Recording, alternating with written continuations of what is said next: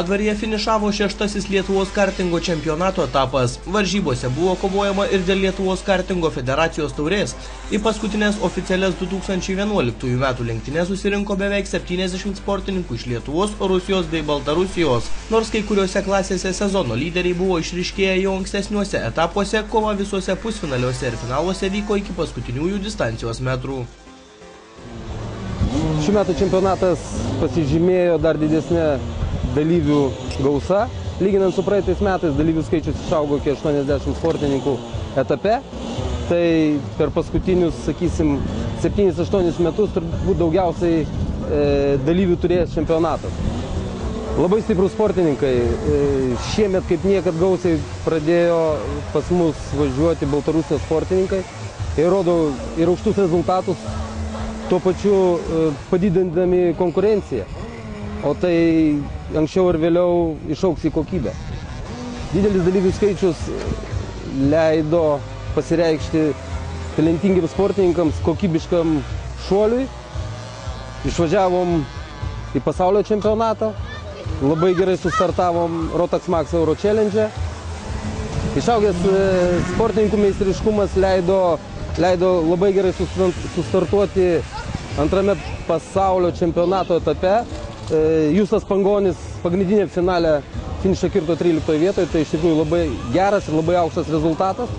Tikimės, kad ir paskutinėme pasaulio čempionato etape lietuviai taip pat pasieks labai aukštus rezultatus.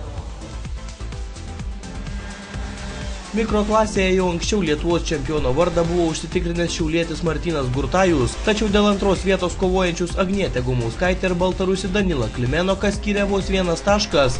Svečias šį kartą buvo itin greitas. Jis vienintelis iš šios klasės atstovų greičiau nei per 1 minutę įveikė 1050 metrų ilgio Aukštadvario kartodromo ratą.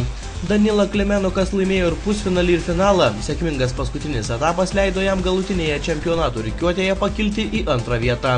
Martynas Gurtajus šįsyk liko 2, o 3 vieta atiteko dar vienam svečiui iš Baltarusijos Vikentijui Tumanovui. Tačiau bronzinė viso čempionato prizininkė tapo Agnietė Gumauskaitė, už nugaros palikusi dar 15 varžovų.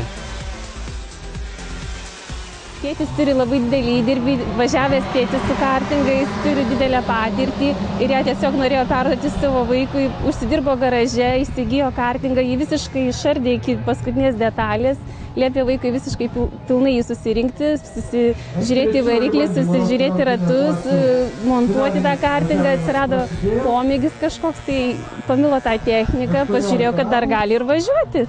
Pradėjom atvažinėti ir į varžybas. Ar jūs turite rėmėjų? Su rėmėjais, tai kaip ir visose sportuose, turbūt yra labai sudėtinga, bet didžiausias rėmimas tai yra tėvai ir moralinis aplinkinių palaikymas. Tai yra mums didžiausias rėmimas, o daugiau tai tokio kaip finansinio, tai iš niekur ir nėra. Aš šitoj trasoj pirmą kartą esu, niekada nebuvus, o visi treniravosi, dirbo. Jautiesi, būdama mergaitė šiame sporte? Gerai, važiuoja ir daugiau mergaičių. Ne, iš tikrųjų tai viena raketose važiuoja, Elzė Vasiliauskaitė ir viskas. Raket klasėje čempiono vardas jau anksčiau laiko atiteko Lukui Stanevičiui, tačiau kova dėl kitų prizinių vietų buvo labai atkakli. Itin daug šansų tapti sidabriniu viso čempionato prizininku turėjęs Ignas Dagilis finale pateko į 3 lenktynininkų susidūrimą ir tik iš šalies galėjo stebėti, kaip pergalę etape iškovojo Andrejus Apočkinas. Sėkmingas paskutinis metų startas leido Andrėjui pakilti į 2 vietą galutinėje sezono rikiuotėje. Ignas Dagilis liko 3. O šiame etape 2 vietą užėmė Joris Dumčius, 3 liko Jevgenijus Fedorenko. Ryte buvo labai blogai, dabar labai gerai, saulė. Patenkintas.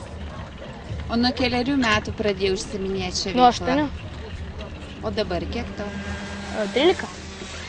Kas tave paskatino šiuo sportu užsiimti? Tėtis. Jis važiavo ralį, 1000 kilometrų važiavo Palangoje.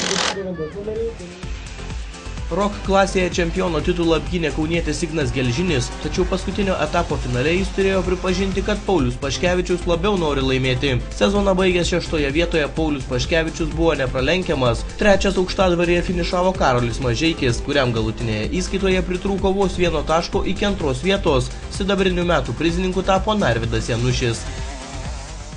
Trasa sudėtinga, savo konfiguraciją. Labai nemažai duobių, kas dar labiau apsunkina važiavimą.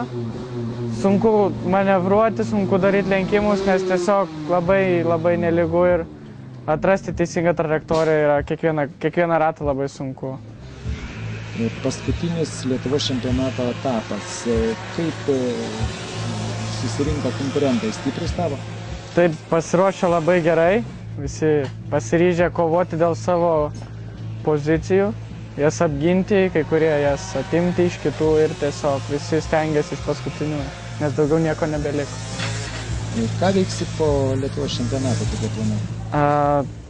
Važiuosim į Europos finalą Lenkijoje ir be abejonės keliausim į Italiją į pasaulio finalą.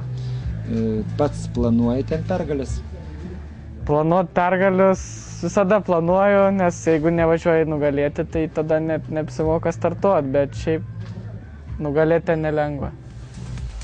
Vos 1 taškas skyrė Rok junior klasės čempioną ir vicečempioną. Iki paskutinio etapo pirmavęs Kasparas Tiškovas aukštadvaryje buvo 2 ir pusfinalyje ir finale.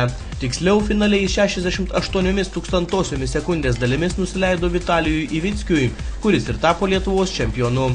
Šių dviejų sportininkų kova, kai finalėje vietomis keitėsi net kelis sykius, itin patiko žiūrovams. Bronziniu šios klasės prizininku tapo Vadimas Šapovalas. DD2 klasėje ir šiemet lygių nebuvo Simui Juodviršiui. DD2 Masters klasėje šalies čempionato prizininkais tapo Saulius Pocevičius, Vitalijus Gudzenko ir Mantas Sidekerskis. KZ2 klasėje čempionas paaiškėjo tik Simo Stankevičiaus ir Igno Misevičiaus dvikovoje. Turėjęs 8 taškų persvarą prieš paskutinės sezono lenktynes, Simas Stankevičius aukštadvaryje buvo greičiausias ir tapo šalies čempionu. Bronzinių sezono prizininku tapo Vytautas Urdokas. Lietuvos kartingo federacijos taurės įskaitoje atkakliausiai buvo kovojama laisvojoje klasėje. Tarp 16 sportininkų paskutinėme etape sėkmingiausiai pasirodė taurės laimėtojų tapęs Justas Pangonis. 2 sezono suvestinėje liko Martynas Udras, 3 Šarūnas Metonis. M125 klasė tapo vienintelė, kurioje favoritai pelnė po lygiai taškų. Lukas Neicelis ir Leandras Tulpinas sezoną baigė turėdami po 114 taškų. Tačiau federacijos taurės laimėtojų pripažintas Lukas, Leandrui atiteko 2 vieta, o 3 liko Rytis Gumauskas. Jo, tai yra mano hobis tiesiog paprastas. Nėra kažkoks ten sportas būtent aukšto lygio, būtent šinais. Dalyvauju pasaulio čempionate. Kartingo U18 klasėje su KF4 U18, taip su KF4 varikliais. Tai mano tikslas yra nugalėti, gauti aukščiausią poziciją, pasiekti U18 pasaulio čempionate, kuriame dabar dalyvavau ir dalyvausiu 3 etape, kuris vyks Italijoje Sarno trasoje. Pakalbėkime apie Lietuvos čempionatus. Koks buvo sunkiausias tavo manymu čempionatas, iškovoti pergalės ir panašiai? Jo, praeitais metais buvo 2 etapas gan sunkus. Kuria prasme? Lyderiai buvo stipresnių už mane važiuotojų. Kadangi, žinau, čia yra laisva klasė 125 kubinių centimetrų, važiavo vaikinas su galingesnė technika ir jis geriau už mane važiavo ir man buvo gan sunku jį aplenkti.